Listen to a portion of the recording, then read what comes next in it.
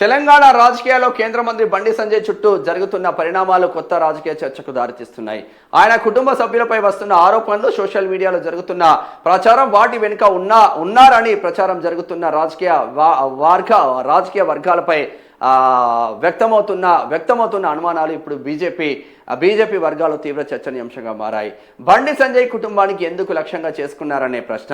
BJP వర్గాల వాదన ప్రకారం బండి సంజయ్ కుమారుడికి సంబంధించిన కేసు న్యాయస్థాన పరిధిలో ఉండగానే అనంతరం ఆయన మేనల్లుడిపై కూడా సోషల్ మీడియాలో ఎలాంటి నిర్ధారిత ఆధారాలు లేకుండా తీవ్రమైన ఆరోపణలు ప్రచారం చేయడం వెనుక రాజకీయ ఉద్దేశాలు ఉన్నాయనే అనుమానాలు వ్యక్తమవుతున్నాయి. పార్టీ కార్యకర్తలు చెబుతున్న ప్రకారం రాజకీయాల్లో ప్రత్యర్థిని ఎదుర్కోలేక కుటుంబ సభ్యులను లక్ష్యంగా చేసుకోవడం ప్రజాస్వామ్య రాజకీయాలకు మంచిది కాదని వారు అభిప్రాయపడుతున్నారు. బీసీ రాజకీయాలపై కొత్త చర్చ. ఈ వ్యవహారంలో ఎక్కువగా చర్చకు వస్తున్న అంశం బీసీ రాజకీయాలే. ఒకవైపు బీసీల హక్కుల కోసం పోరాడుతున్నామని ప్రకటించే నాయకత్వం, మరోవైపు అదే సామాజిక వర్గానికి చెందిన ప్రముఖ నాయకుడిపై సోషల్ మీడియాలో ప్రచారం జరుగుతుండడంపై రాజకీయ విశ్లేషకులు పలు ప్రశ్నలు లేవనెత్తుతున్నారు. వాస్తవంగా ఇది వ్యక్తిగత స్థాయిలో జరుగుతున్న వ్యవహారమా లేక రాజకీయ వ్యూహంలో భాగమా అనే చర్చ జరుగుతుంది. 100% రాజకీయ వ్యూహంలో భాగమే. సోషల్ మీడియా ప్రచారం ఎలా మొదలైంది? బీజేపీ వర్గాల కథనం ప్రకారం బండి సంజయ్ మేనల్లుడిపై ఒక ఇన్స్టాగ్రామ్ ఖాతా ద్వారా ఎలాంటి ఆధారాలు చూపకుండా వ్యక్తిగత ఆరోపణలు చేస్తూ పోస్టులు ప్రచారం అయ్యాయి. అనంతరం అవే విషయాలను కొంతమంది యూట్యూబర్లు ఛానళ్లు ప్రసారం చేశాయని ఆరోపిస్తున్నారు. ఈ పోస్టుల ఆధారంగా బండి సంజయ్ అనుచరులు అబిడ్స్ పోలీస్ స్టేషన్లో ఫిర్యాదు చేసినట్లు చెబుతున్నారు. ఫిర్యాదు నమోదైన తర్వాత సంబంధిత సోషల్ మీడియా పోస్టు తొలగించబడిందని కూడా వారు పేర్కొన్నారు. అప్పుడు అన్నాడు మా తిరుపతి తమ్ముడు, వాడికి చెప్పిన నేనే ఫోన్ చేసిన. రాష్ట్ర అధ్యక్ష పదవి చుట్టూ రాజకీయ చర్చ ఏం జరుగుతుందో పూర్తి స్థాయిలో వార్త ఇచ్చినాం. ఇటీవల బీజేపీ రాష్ట్ర అధ్యక్ష పదవిపై జరుగుతున్న రాజకీయ చర్చల నేపథ్యంలోనే ఈ పరిణామాలు చోటు చేసుకోవడం కూడా ఆ పార్టీ వర్గాల్లో చర్చనీయాంశంగా మారింది. బండి సంజయ్ భవిష్యత్తులో మళ్ళీ రాష్ట్ర అధ్యక్ష బాధ్యతలు చేపట్టే అవకాశాలపై జరుగుతున్న ఊహాగానాల నేపథ్యంలో ఆయనపై వరుసగా వ్యక్తిగత స్థాయిలో దుష్ప్రచారం జరుగుతుందని ఆయన అనుచరులు ఆరోపిస్తున్నారు. రాజకీయాల పేరుతో కుటుంబాలపై దాడులు సరైనవేనా? ప్రజాస్వామ్యంలో రాజకీయ విమర్శలు సహజమే, కానీ రాజకీయ విభేదాలను కుటుంబ సభ్యుల వరకు తీసుకెళ్లడం, నిర్ధారించని ఆరోపణలను సోషల్ మీడియాలో వైరల్ చేయడం వంటి చర్యలు ప్రజాస్వామ్య సంస్కృతికి విరుద్ధమని పలువురు అభిప్రాయపడుతున్నారు. సోషల్ మీడియా వేదికగా నిర్ధారణ లేని సమాచారం ప్రకారం అయితే అది వ్యక్తుల గౌరవం, కుటుంబాల వ్యక్తిగత జీవితంపై తీవ్ర ప్రభావం చూపే అవకాశం ఉందని న్యాయ నిపుణులు కూడా పలుమార్లు పేర్కొన్నారు. ఈ వ్యవహారంలో వాస్తవాలు ఏమిటో సంబంధిత దర్యాప్తు సంస్థలు చట్టపరమైన ప్రక్రియల ద్వారానే తేలాల్సి ఉంది. రాజకీయ ఆరోపణలు, సోషల్ మీడియా ప్రచారాలు మాత్రమే ఆధారంగా తీసుకొని తుది నిర్ణయాలకు రావడం సముచితం కాదు. ఒకవేళ ఎవరైనా ఆధారాలు లేకుండా తప్పుడు ప్రచారం చేసినట్లు చట్టపరంగా నిర్ధారణ అయితే వారిపై చట్టం ప్రకారం చర్యలు తీసుకోవాల్సిన బాధ్యత అధికార యంత్రాంగంపై ఉంది. మరి ఏం జరుగుతుంది బండి సంజయ్ పైన? రాజకీయ కుట్ర అంటే చెప్తాయిగా.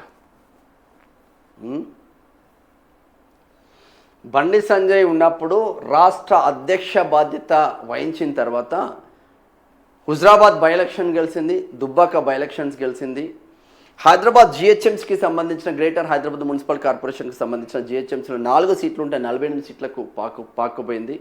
అదే కాకుండా బీజేపీ గ్రాఫ్ ఎట్లా పోయిందంటే రాష్ట్రంలో అధికారంలోకి వస్తుంది బండి సంజయ్ అధ్యక్షతన అని గ్రాఫ్ వెళ్ళిపోయింది. రాష్ట్ర నలుమూలలకి బీజేపీ కార్యకర్తలు పాకిన్లు, లీడర్లు ఆ పార్టీ ఈ పార్టీ నుంచి ఏ పార్టీకైనా వస్తారు, లీడర్లు వస్తూ ఉంటారు, క్యాడర్ పెరుగుతూ ఉంటుంది, క్యాడర్ పెరిగితే ఆటోమేటిక్గా లీడర్లు ఆటోమేటిక్గా వస్తారు. ఇక ప్రత్యామ్నాయం బీజేపీ అన్న కోణం తీసుకొచ్చిండు. దాని నుంచి బండి సంజయ్ని తప్పించడంతోనే మళ్ళీ కేంద్ర మంత్రిగా వెళ్ళిండు. అప్పటి నుంచి బీజేపీ గ్రాఫ్ కూడా ఎంత డౌన్ అయిందో అందరికీ తెలిసిందే. ఇది పక్కన పెడితే మొన్న జూబ్లీహిల్స్ బై ఎలక్షన్స్లో కనీసం డిపాజిట్ కూడా దక్కలేదు. ఆ డిపాజిట్ బంధం కూడా బండి సంజయ్ వచ్చి అగ్రెసివ్గా మాట్లాడడం ద్వారా అట్లీస్ట్ ఆ డిపాజిట్ దక్కింది అన్న ఇంకొక చర్చ కూడా కామన్గా భారతీయ జనతా పార్టీ కార్యకర్తలు ఎవరైనా అడిగిన చెప్తుంటే కార్యకర్తలకు ఒక మంచి గుణం ఉంటుంది. బండి సంజయ్ని ఎంత ప్రేమిస్తారో కిషన్ రెడ్డిని అట్లనే ప్రేమిస్తారు, ధర్మపురి అరవింద్ని అట్లనే ప్రేమిస్తారు, రామచంద్రరావును కూడా అట్లనే ప్రేమిస్తారు. కార్యకర్తలలో వ్యత్యాసం లేదు, వాళ్ళు పర్ఫెక్ట్గా ఉన్నారు. కార్యకర్తలు పర్ఫెక్ట్గా ఉన్నారు. ఎందుకు బండి సంజయ్ పైన కుట్రలు జరుగుతున్నాయి అంటే ఇంకొక చర్చ జరుగుతుంది ఢిల్లీ వర్గాల నుంచి తెలంగాణ వర్గాల దాకా. బండి సంజయ్ మళ్ళీ రాష్ట్ర అధ్యక్ష బాధ్యతలు స్వీకరిస్తారు, అటు కేంద్ర మంత్రితో పాటు ఇటు రాష్ట్ర అధ్యక్ష బాధ్యతలు స్వీకరిస్తారు. తద్వారా ఇక మనల్ని బండి సంజయ్ని ఎదుర్కోవడం పాసిబుల్ కాదు.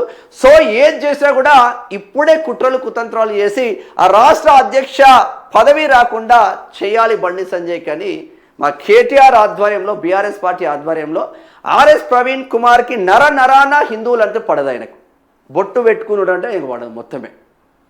మరి ఆయన ఎట్లా సివిల్ సర్వెంట్ అయిండో నాకు తెలియదు, కానీ ఎట్లా ఐపీఎస్ అన్నప్పుడు అందరినీ సమానంగా చూడాలి భారతదేశ ప్రజల్ని, హిందూ ముస్లిం క్రిస్టియన్ అందరినీ. హిందువులు అంటే ఆయనకు మొత్తమే పడదు ఆర్ఎస్ ప్రవీణ్ కుమార్. హిందువులకు ప్రతినిధిగా ఎవరు ఉన్నారు, ఎక్కువగా అగ్రెసివ్గా ఎవరు పోతున్నారు హిందుత్వ ఎజెండాతో అంటే బండి సంజయ్. బండి సంజయ్ని మనం టార్గెట్ చేయాలి. ఒక దాంట్లో టార్గెట్ చేసాం, సక్సెస్ అయినాం. ఎప్పుడు అమావాస్య ఉండదు, ఎప్పుడు పౌర్ణమి ఉండదు. ఒకసారి అమావాస్య వస్తుంది, ఒకసారి పౌర్ణమి వస్తుంది. ఆ చీకటి వెలుగులు సహజంగా వస్తుంది.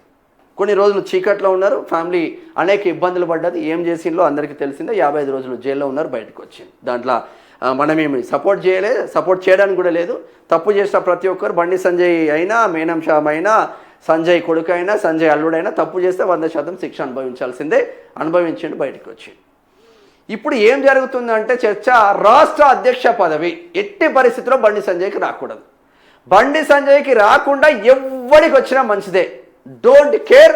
మనం ఆయనతో మిలాఖాత్ కావచ్చు, మళ్ళీ మనం బీఆర్ఎస్ను అధికారంలో తీసుకురావచ్చు అని ఒక పెద్ద భారీ కుట్రకు తెరలేపి బండి సంజయ్ కుటుంబం పైన చేస్తూ ఉన్నారు. అరే మీకు జీలో దమ్ముంటే బండి సంజయ్ పైన కొట్లాడి గెలవండి. మీకు జీలో దమ్ముంటే. కుటుంబ సభ్యులు మీకు లేరా? కుటుంబ సభ్యులు హౌలగలారా? మీకు లేరా కుటుంబ సభ్యులు? మీకు లేరా కొడుకులు? మీకు లేరా బిడ్డలు? బండి సంజయ్ కొడుకు జైలు నుంచి బయటకు రాగానే ఫార్చునర్లో పోయిండి అంటాడు ఆర్ఎస్ ప్రవీణ్ కుమార్. నీ కొడుకు పోతలేడు ఫార్చునర్లో? కేంద్ర మంత్రి కొడుకు ఫార్చునర్లో పోతే సైకిల్ మీద పోతాడా? ఏది ఉంటే అది పోతాడా? దాంట్లో ఏమున్నది? ఆ టైంకు ఫార్చునర్ లేకపోతే ఇంకో కారు వస్తే అవసరం ఉంటే క్యాబ్ బుక్ చేసుకొని పోతాడు. తప్పేముంది? గిన్ని కుట్రలు ఒక మనిషిని ఎదుర్కోవడం కోసం ప్రతిరోజు కుట్రలు చేస్తున్నారంటే మీరు గొప్ప లీడర్లా, ఆయన గొప్ప లీడరా? గొప్ప లీడర్ ఎవడైనా తెలుస్తుంది కదా. ఒక్క బండి సంజయ్ని తప్పియడానికి ఇటు బీజేపీడు, అటు బీఆర్ఎస్ ఓడు, ఇటు కాంగ్రెస్ ఓడు అందరు కలిసి కుట్రలు చేస్తున్నారంటే బండి సంజయ్ పరపతి పెరిగినట్టే కదా. అట్లనే ఆయనది ఉంటుంది, మీరు అట్లనే ఉండండి.